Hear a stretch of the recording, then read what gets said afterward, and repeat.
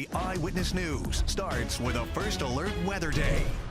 Good morning, everyone. Thanks so much for joining us at 7. I'm Tracey McCain. I'm Caitlin Nuclo. You're watching Eyewitness News here on the Wax. Let's get the latest on that first alert because we are in a first alert weather day. Meteorologist Scott Gagliardi is in with the details because it is cold out there and windy, right? Boy, is it cold. I mean, it feels like temperatures in the single digits. Yeah, but it's like 30 degrees, so it's not like, temperature-wise bad, but Correct. it's that wind chill. And you see the temperature, you see 30s, and you're thinking, oh, it's not too bad. Yeah, right. Not too bad. The numbers that we look at feels like temperatures. Yeah. Even in the summer when it's that feels like the heat index, that's more important than the actual air temperature. Yeah. How's it going to feel when you step outside? And this morning, cold. I used those heated gloves you gave me. Oh, good. They I was worked hoping you amazingly. did. I did. I was going to save it to kind of surprise you, but yeah, they were. Exciting. They're awesome. If you have any heated gloves, use them this morning. You will need them. This is the coldest air we've seen since January. First alert weather day for some slick spots this morning. That's not the primary concern. It's definitely that wind chill. 5 to 15 degrees right now. Through Mystic, even along the shoreline, it is bone-chillingly cold. Here's the air temperature. So you have 22 in Salisbury, up to 34 degrees in New Haven. Without the breeze, this is just fine. It's a typical winter morning, but we have those wind speeds. These are sustained out of the north and west, 5 to 17 miles per hour, gusting at times to right now in Hartford, 35 miles per hour. If you're at the bus stop or you're about to go to the bus stop, it is going to be extremely cold out there. Wind chills right now. Check out Salisbury, 10, 13 in Torrington, right along the shoreline. Look at Chester, 20, Norwich, 20, Groton feeling like 20 degrees, and they don't really budge throughout the entire day today. It feels like temperatures in that 15 to 25 degree range. I mean, this is cold stuff. You have to dress appropriately, and it's something that we'll eventually see some relief, not till next week. But until then, expect cold weather, even throughout the day today. Here's a look at your air temperature, 32 in Windsor, but feeling like 22, 28 degrees in Tolland, 28 in Storrs, 30 in Danielson.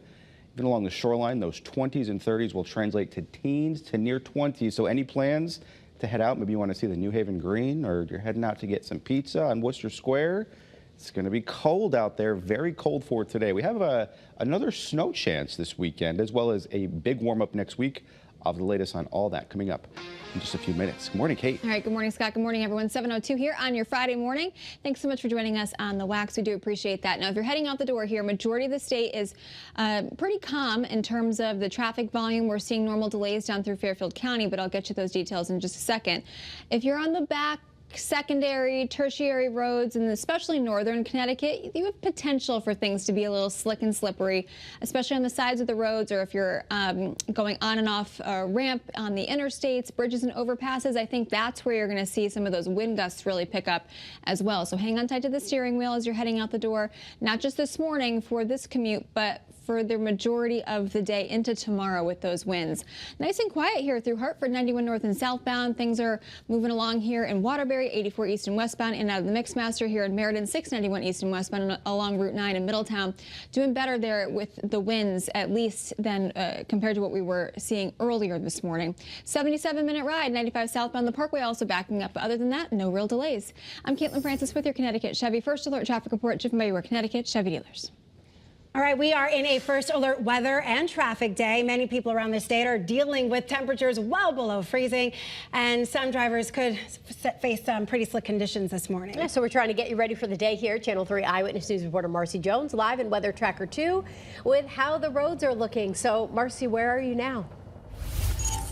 Good morning, Kate and Tracy. We are coming from Tolland heading into Rockville. I'm going to flip around the camera so that you can see. Now, obviously, we are kind of going uphill at an incline, so it's a little bit of a higher elevation. They do have a little bit more snow that's visible. But what we're concerned about this morning is really the slick spots on the roads that either were never treated to begin with, or the refreeze is a big concern as well, because we saw those temperatures drop overnight after some snow initially melted. As you can see, we're coming up on kind of an icy patch right here. This is exactly what we're talking about for morning commuters. Just to be aware, give yourself a little extra time and extra room in between you and other drivers, because we want to be careful. Now, the DOT has a great resource to use before you head out the door to get a better idea of your commute. It's a website called ctroads.org. There you can see traffic closures and you can get specific notifications based on your route. Of course, the WFSB weather app is also an excellent resource to keep you up to date on all the the current weather conditions. It is very chilly outside. It is pretty icy in some little patches here and there, so just make sure you are taking your time and being careful. Reporting live from Weather Tracker 2, Marcy Jones, Channel 3 Eyewitness News. Well, right now, everyone is okay after a house fire in Marlboro. Yeah, state police say the fire broke out at a house on Lewis Road. Everyone thankfully made it out of the house, and crews were able to knock out the flames. We are hitting the phones to learn more about what happened. All right, everybody, Roger, Suzanne in here checking in live from the First Alert Desk. You know, we've just learned that the story everybody is talking about all over the country may have a major Connecticut connection. Investigators now tell us that the person who killed United Healthcare CEO may have actually purchased the murder weapon at a gun shop here in our state. I want you to take a look at these photos on your screen right now. Police released these photos, they say, of the suspect. We're learning also this morning more about the timeline. Police believe that this man bought a gun in Connecticut and then went to New York City, where he gunned down Brian Thompson. Investigators also have confirmed that bullet casings found at that scene had the words deny, delay, and depose written on them. Of course, we're going to continue to track this developing story and this apparent Connecticut connection. Live at the First Alert Desk, I'm Roger, Suzanne, and Tracy. I'll send it over to you. All right, Raj, thanks. This morning, people across the state are relieved after insurance company executives reversed a controversial policy. Anthem had planned to limit the amount of time anesthesia could be used in surgery, but company leaders are now backing down after some public pressure. Channel 3 Eyewitness News reporter Owen Kingsley breaking down the proposed policy and all the pushback it received. The state's comptroller, Sean Scanlon, he called Anthem Blue Cross Blue Shield yesterday and got them to back down from this proposed policy change. Now, Scanlon, he oversees health care for hundreds of thousands of state workers and their families. The policy would have covered Anthem's plans in Connecticut, New York, and Missouri. It would have limited the use of anesthesia during surgeries and medical procedures. The only exclusions were for those under 22 years old and maternity care. The big concern was this could have resulted in denials of coverage for patients who may need more anesthesia because their surgery was difficult, unusual, or if there was a complication. Anthem quietly announced this new policy last month and has since been criticized by anesthesiologists. We have to give anesthesia for as long as the case takes. If, for example, someone needs a gallbladder out and they're young and healthy, it might take 45 minutes. If they're older and sicker, it might take 2 or 3 hours. Well, in a statement yesterday, Anthem also added that there's been widespread misinformation about an update to their anesthesia policy. They didn't specify in that statement what information they believed was false, but said that had that policy gone into effect, it never would have denied a claim for anybody who needed anesthesia services.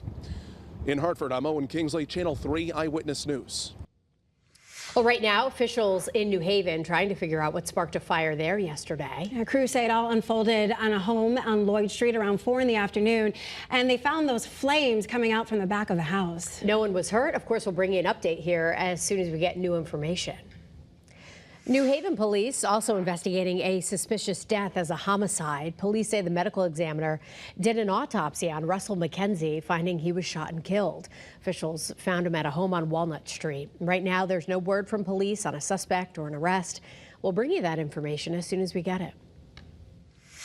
An update now here. The man who allegedly or did steal a car with a 3-year-old inside will stay in jail for a while. 28-year-old Hananif Baker is held on a $250,000 bond after his first court appearance. And that's where we learned he admitted to stealing the car and also kidnapping the child inside, even as his mother begged him to stop. Baker dropped the child off in a parking lot in Lebanon. Police arrested him later after they say that stolen car ran out of gas. Officers tell us the child is okay. Well, now this morning, a man is fighting for his life after he was run over by a CT transit bus in Stamford. Police believe the 54-year-old fell off the sidewalk before he was hit. The bus driver immediately called for help, stayed on the scene. Investigators still looking into that crash. Well, new this morning, West Haven city leaders say they fired an employee for fraud. In a video on Facebook, their mayor said an employee was submitting and getting reimbursed for classes she was not actually taking. The finance department brought it to my attention. I brought the employee in, asked her for an explanation. There was no explanation, so I immediately terminated her employment. Well, the woman, who has not been identified yet, was fired, and city leaders got a fraud alert from the same employee's bank at the same time. Police are investigating the situation, and we'll bring you the latest as it develops.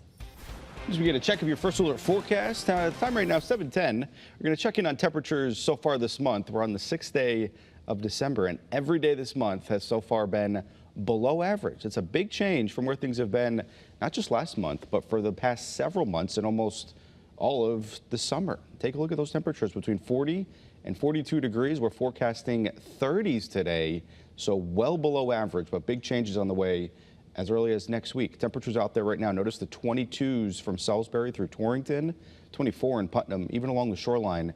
That 30 to 34 degrees from Groton through New Haven feels much colder than that, looking at 20 to 25 degrees along the shoreline, 10 to 15 for inland towns, 16 that feels like temperature right now in Windsor Locks, and 17 degrees in Hartford. First look at Futurecast. Notice those clouds are on the increase by the time we get towards, say, tomorrow. Until then, it's mostly sunny. Later in the afternoon, check out this. So 10, 11 o'clock on your Saturday night, could have a few snow showers, even possibly making their way all the way towards the shoreline through the early morning hours of your Sunday. A couple of those light snow showers won't amount to much, maybe a quick coating, and then clearing expected once again for Sunday. But we have a big warm up on the way next week. I'll have the latest on that coming up with your first alert forecast.